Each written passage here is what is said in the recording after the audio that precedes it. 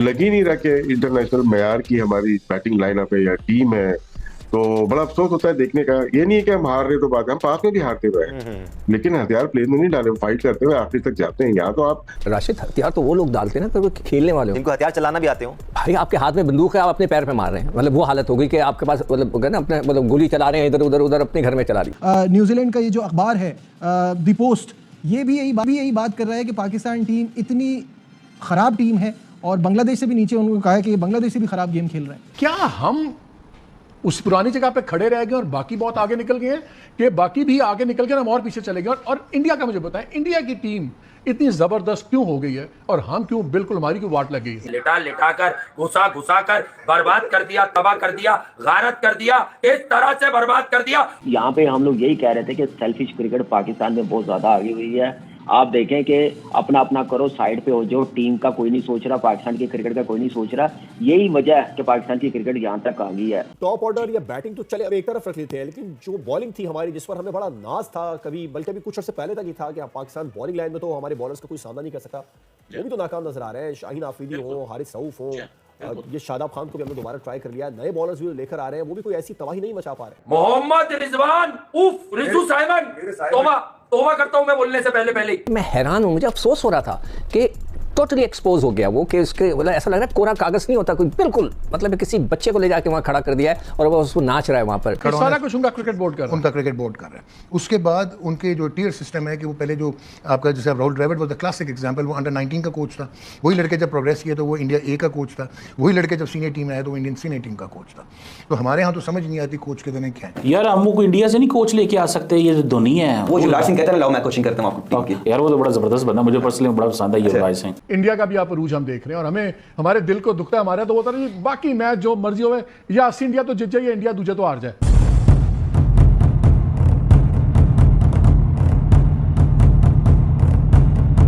दोस्तों, एक तरफ पाकिस्तान में पीएसएल की तैयारियां जोरों शोरों पर चल रही हैं और इसी के तहत पाकिस्तानी क्रिकेट बोर्ड ने पीएसएल 2025 का एंथम सॉन्ग भी लॉन्च कर दिया और दूसरी तरफ उनकी टीम न्यूजीलैंड जाकर न्यूजीलैंड के बच्चों से जूते खा रही है। अब यही देखकर पाकिस्तानी मीडिया में हाहाकार मचा हुआ है। दोस्तों, आइए देखते हैं इस पर पाकिस्तानी मीडिया क्या रोना धोना मचा रही है, फिर मिलते हैं वीडियो के अंत में। लग ही नहीं रहा कि इंटरनेशनल मैयार की हमारी बैटिंग लाइनअप है या टीम है। तो बड़ा अफसोस होता है देखने का। ये नहीं है कि हम हार रहे तो बात है, हम पास में भी हारते हुए हैं, लेकिन हथियार प्लेन में नहीं डाले, फाइट करते हुए आखिर तक जाते हैं। यहाँ तो आप पहले सेशन में या पावर प्ले में मैचेस हार जाते हैं। ये बहुत गलत रवायत डल रही है कि आप 10 ओवर में ही मैच हारते हुए नजर आ रहे हैं। शायद इसके ऊपर बहुत ज्यादा काम करने की जरूरत है। एब्सोल्युटली मुकाबला ही नहीं हो पा रहा। और हिस्टोरिकली स्पीकिंग, जैसे राशिद साहब भी कह रहे हैं, ऐसा नहीं है कि हम माजी में बिल्कुल क्लीन स्वीप करते आए हैं या सारे मैचेस जीतते आए हैं, लेकिन कंपटीशन जरूर नजर आता था। एक मेजर फर्क सिक्कू भाई ये जरूर होता था कि हमारे बैटर्स ने हमेशा स्ट्रगल किया है इन कंडीशंस में, बट हमारे बॉलर्स फिर आपको मैचेस बना कर देते थे, बचा कर देते थे। I am not talking about that, मैं क्वालिटी और टेक्निक की बात करूंगा। अभी राशिद ने जिस तरह बोला कि उन्होंने हथियार डाल दिए, राशिद हथियार तो वो लोग डालते हैं ना तो वो खेलने वाले हो। इनको हथियार चलाना भी आते हो। भाई आपके हाथ में बंदूक है, आप अपने पैर पे मार रहे हैं, मतलब वो हालत हो गई कि आपके पास मतलब ना अपने मतलब गोली चला रहे हैं, इधर उधर उधर अपने घर में चला रही, मतलब इस तरह हो गया। आपको टेक्निक ही नहीं पता। 235 ऐसे 29 अभी हमने निकाले उसके इंटरनेशनल मैच है रिजवान के, उसकी जो क्लिप्स चल रही हैं, जो क्लिप मैंने भी अपने फेसबुक में डाली है, मैं हैरान हूँ। मुझे अफसोस हो रहा था कि टोटली एक्सपोज हो गया वो, कि उसके मतलब ऐसा लग रहा है कोरा कागज नहीं होता कोई, बिल्कुल मतलब किसी बच्चे को ले जाके वहाँ खड़ा कर दिया है और वो उसको नाच रहा है वहाँ पर। बाबर को देखें स्लिप, वही स्टाइल ठक स्लिप। अब्दुल्ला शफी को देखें धड़का सा गेंद मूव हुआ स्लिप। इमाम को देखें बाहर गेंद थी स्लिप। मतलब हर आदमी इतना गलत खेला है। इस वक्त मैं बिल्कुल इन रिकॉर्ड की बात नहीं करूंगा, मैं सिर्फ टेक्निक के, हमारे अच्छे अच्छे प्लेयर वहाँ आउट हुए हैं। गमियादाद जैसे प्लेयर, जहीर अब्बास, माजिद खान, मैं इन लोगों के साथ था, ये बहुत अच्छे प्लेयर थे। स्विंग होता है, आउट होते हैं, देयर इज कोई उसमें कोई नहीं। मगर यहाँ थोड़ी सी शर्मिंदगी हो रही है, इसलिए कि मुझे लोग भेज रहे हैं इंडिया से, इधर से जो हमारे फैन है दुनिया भर में, मुझे लिख रहे हैं कि आप ये क्या हो रहा है। अब मुझे उसके बाद कोई जवाब नहीं है। बॉलिंग की आप बात करो, टोटली फेल हो गए हमारे फास्ट बॉलर्स। लाइन और लेंथ है ही नहीं। मैंने कल भी जिक्र किया था, नया बॉल इनको कराना आता नहीं है। देखिए मैं फ़र्क बता देता हूँ लोगों को कि जो नया बॉल होता है वो कुदरती तौर पे जो है स्विंग होता है, आप उसको कलाइयों से उससे कंट्रोल कर सकते हैं, मगर कोई कराना नहीं चाहता, इसलिए कि वो जब स्विंग होता है तो आप कंट्रोल नहीं कर पाते। सब पुराना गेंद घिस के कराना चाहते हैं, किसी से बॉल नहीं हुआ। सिर्फ एक लड़के ने मुझे इंप्रेस किया, वो है सुफियान मुकीम। वो एक मैच खेला, अच्छी क्वालिटी की गेंदें की, उसने शायद 23-25 रन ऐसी कुछ दिए हैं, उसने ज़्यादा नहीं दिए, 33 रन दिए, 2 खिलाड़ी आउट भी किए। मगर जब वो बॉल कर रहा था तो लग रहा था कि बैट्समैन उसको रिस्पेक्ट दे रहे हैं। That's the word, respect. किसी और बॉलर को तो दिया ही नहीं उन्होंने, हर एक को सूट के रख दिया उन्होंने। तो वो एक प्लेयर अच्छा था।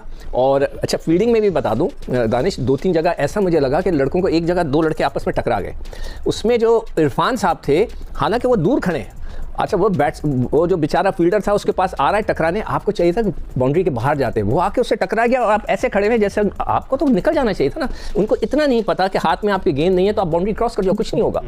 मतलब मैं हैरान था कि इतनी छोटी सी टेक्निकल चीज़ उन बच्चों को। बहुत सारे फैक्टर्स हैं यहाँ। प्रेजेंस ऑफ माइंड की बात कर रहे हैं हम, रिस्पॉन्सिबिलिटी की बात कर सकते हैं। अहमद, अगर हम दुनिया क्रिकेट को देख लें since the Inception of the game, बहुत कम ही आपको वो उंगलियों पर शायद गिन सकते हैं आप ऐसे बैटर मिलेंगे जो पिक्चर परफेक्ट हो, जिनकी टेक्निक स्पॉटलेस हो और जिसमें कोई खामी ना हो। बट दुनिया क्रिकेट में आपको ऐसा बहुत कम मिलेगा कि एक बैटर आया एक फ्लॉ के साथ और वो 5-6 साल खेल गया उसी फ्लॉ के साथ। मैं कुछ पाकिस्तानी सीनियर बैटर्स की बात कर रहा हूं, जैसे बाबर आजम आउट होते आए हैं, जैसे रिजवान के जो टेक्निकल फ्लॉज हैं, अगेन इन्होंने 250-250 मैचेस खेल लिए हैं लेकिन उन फ्लॉज से छुटकारा नहीं पाया जा सका है। क्यों है ऐसा? क्योंकि आप इंटरनेशनली खेल रहे हैं, बेहतरीन फैसिलिटीज़ आपके पास हैं, बेहतरीन कोचेस आपके साथ हैं, मुख्तलिफ दिमाग आप पर काम कर चुके हैं, बट आपके फ्लॉज ख़त्म नहीं हो रहे। जी, जब आप गेम से बड़ा अपने आप को फील करें तो फिर इसी तरह होता है, इंसान को अपने आप की तरफ कोई गलतियां नजर आती नहीं है। और जब क्रिकेट बोर्ड के चेयरमैन को आपके आगे दुनिया नजर आना बंद हो जाए तब ये चीजें होती नहीं है। जब अकाउंटेबिलिटी ना हो तब इंसान अपने आप पे काम करता नहीं है।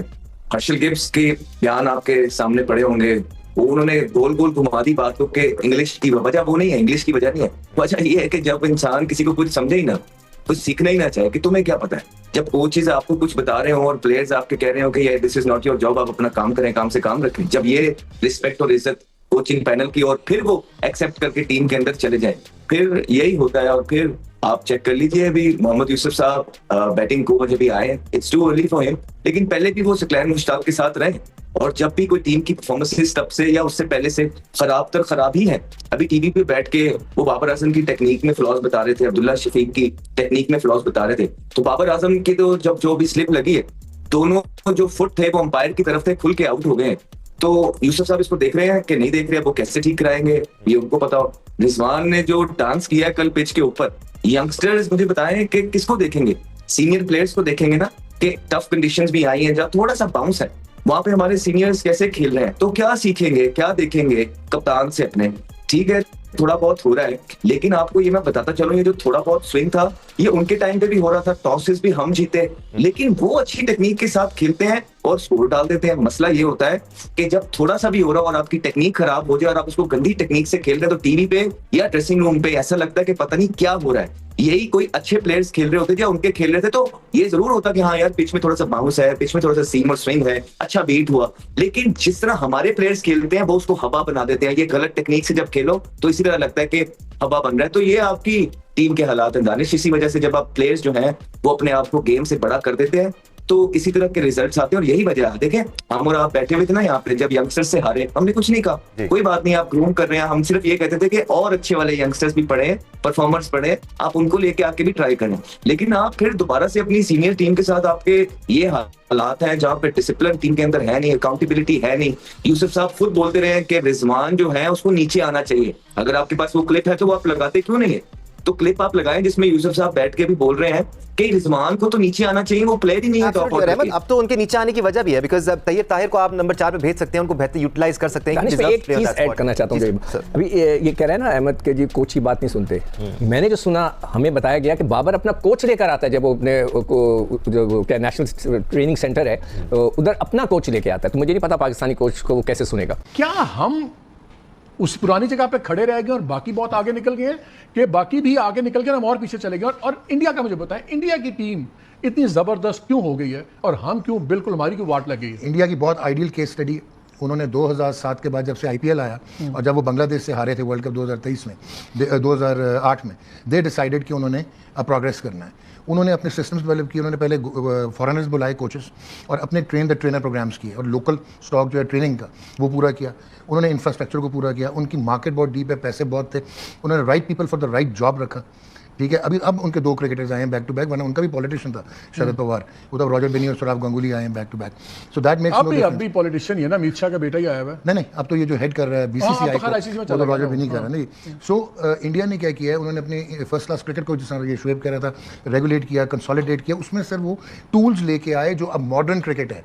अब आप वो फरारी बन गए हैं, आप फियट हैं उसमें। अब आपको जो मैं बताऊं कि एक बायोमैकेनिक्स और किनेजियोलॉजी होती है कि वो हर प्लेयर को असेस करते हैं कि इसकी फिजिकल शेप कैसी है, इसका एक्शन कैसा है, इसकी इंजरी प्रिवेंशन कैसे होगी, इसका वर्कलोड कैसे होगा, वो सारा उनको पता होता है प्लेयर का। ये कहाँ पे डिलीवर करेगा, कैसे भागेगा, किधर इसने खड़ा होना, सारा कुछ उनका क्रिकेट बोर्ड कर रहा है। उसके बाद उनके जो टियर सिस्टम है कि वो पहले जो आपका, जैसे राहुल द्रविड़ वो द क्लासिक एग्जाम्पल, वो अंडर 19 का कोच था। वही लड़के जब प्रोग्रेस किया तो वो इंडिया ए का कोच था। वही लड़के जब सीनियर टीम में आए तो वो इंडियन सीनियर टीम का कोच था। तो हमारे यहाँ तो समझ नहीं आती कोच के दिन क्या है। तो आपने टोटल अरूज भी देखा, जवाल भी देखा, इंडिया का भी आप अरूज हम देख रहे हैं, और हमें हमारे दिल को दुखता है। हमारा तो होता है बाकी मैच जो मर्जी हो, या अस्सी इंडिया तो जीत जाए या इंडिया दूसरे तो हार जाए, हम तो इसके इस तरह हम क्रिकेट देखते हैं। ये जो काफ़ी चीज़ें टेक्निकली पॉइंट आउट की हैं अनुमान ने, ये तो तमाम चीज़ें जो पाकिस्तान आराम से कर सकता है, क्यों नहीं करता? अभी डॉक्टर साहब ने इंडिया की टीम की एग्जांपल दी, देखें वो उन पे भी फेलियर आया है। उन्होंने 10 साल के बाद एक आईसीसी की ट्रॉफी जीती थी 2024 में, जो उन्होंने जीती है। तो बीच में 10 साल के स्पैन में उन्होंने भी कोई आईसीसी की ट्रॉफी नहीं जीती है। लेकिन ये था कि उनको पता था कि ये प्रोसेस है और इस प्रोसेस में हर्डल्स आएंगी, लेकिन हम लोगों ने इस प्रोसेस को नहीं छोड़ना है। तो हमें उनको ज़रूर देखना चाहिए कि क्या डिसीजंस उन्होंने लिए। उन्होंने कभी भी अपना डोमेस्टिक स्ट्रक्चर नहीं चेंज किया। हाँ, जो रिक्वायरमेंट थी, जैसे डॉक्टर साहब ने कहा कि अगर उनका कोई प्लेयर इंजर्ड होता है तो वो कहीं भी बाहर नहीं जाता है, उसका ट्रीटमेंट उनकी नेशनल क्रिकेट अकेडमी में होता है। वहाँ पे केपेबल लोग हैं और वो पूरी असेसमेंट करते हैं और वापस प्लेयर आता है। और जहाँ पे वो इंजर्ड जब हुआ था, उसी जब वो वापस आके इंटरनेशनल क्रिकेट खेलता है तो उसमें ऐसा लगता है कि वो कभी इंजर्ड ही नहीं हुआ था। वो इंजरी जब हुई थी उससे और बेहतर हो के आया है वो। अभी मोहम्मद शामी की एग्जांपल है, उससे पहले जसप्रीत बुमराह की एग्जांपल है, उसमें हार्दिक पांड्या की एग्जांपल है। तो हमारा ये जो नेशनल क्रिकेट एकेडमी है, इसको हमें सारे हमारे यहाँ पे केपेबल लोग होने चाहिए। ठीक है, वो फॉर्मूला अच्छा था, लेकिन आपको वो सेम फॉर्मूला या सेम लोग जो है आपको दुनिया भर में जाके नहीं सक्सेस दिला सकते। ऐसा नहीं हो सकता है। दोस्तों, पिछले हफ्ते जहां पूरी दुनिया में ईद की खुशियां मनाई जा रही थी, सारे मुस्लिम देशों में सेवैयां बांटी जा रही थी, बिरयानियां खाई जा रही थी, वहीं पूरे पाकिस्तान में मुहर्रम का मातम छाया हुआ था। और इसकी सबसे बड़ी वजह थी न्यूजीलैंड की टीम। न्यूजीलैंड की टीम ने पाकिस्तान को पहले T20 मैच में 4-1 से हराया और उसके बाद अब ODI सीरीज को जीतकर पाकिस्तान का सुपड़ा साफ कर दिया। दोस्तों, पिछले 2 महीने से लगातार न्यूजीलैंड की टीम पाकिस्तान को धोए जा रही है। पहले ट्राई नेशन सीरीज में पाकिस्तान को दोनों मैचों में हराया, उसके बाद चैंपियंस ट्रॉफी के पहले ही मैच में न्यूजीलैंड की टीम ने पाकिस्तान को धोकर रख दिया और चैंपियंस ट्रॉफी से पाकिस्तान का बोरिया बिस्तर लगभग बांध दिया। अब उसके बाद पाकिस्तान की टीम गई न्यूजीलैंड के दौरे पर। वहां उन्होंने सोचा था कि हम ट्राई नेशन सीरीज और चैंपियंस ट्रॉफी में मिली तीनों हार का बदला एक ही मैच में हरा कर ले लेंगे, लेकिन वहां पर जाने के बाद उनके साथ कुछ उल्टा ही होने लगा।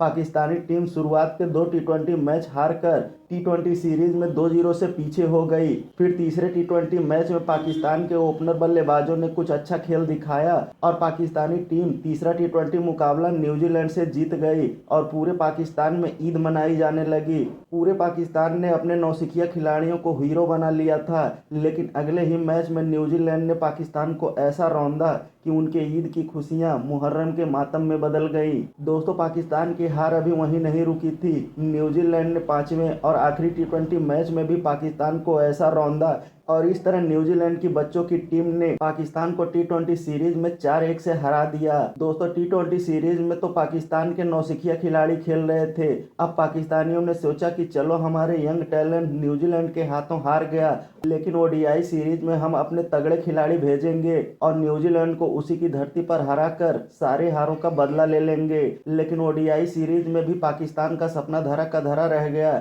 चाहे बाबर आजम हो या मोहम्मद रिजवान हो, हैरिस राउफ हो या शाहिन शाह अफरीदी हो, सब के सब धूल फांकते हुए नजर आए। दोस्तों, यहाँ गौर करने वाली बात यह है कि न्यूजीलैंड की टीम में भी ज्यादातर खिलाड़ी ऐसे थे जिन्होंने पिछले 1-2 महीनों के अंदर ही अपना इंटरनेशनल क्रिकेट खेला था और ऐसे खिलाड़ियों से हार जाना पाकिस्तान के लिए काफी शर्मनाक बात थी। दोस्तों, पाकिस्तानी टीम जब भी कोई सीरीज हारती है, पाकिस्तान में हाहाकार मच जाता है और टीम में सर्जरी की बात की जाने लगती है। देखते हैं न्यूजीलैंड के हाथों मिली हार के बाद पाकिस्तान में कौन सी सर्जरी की जाती है। दोस्तों वीडियो में अंत तक बने रहने के लिए धन्यवाद। मिलते हैं अगले वीडियो में।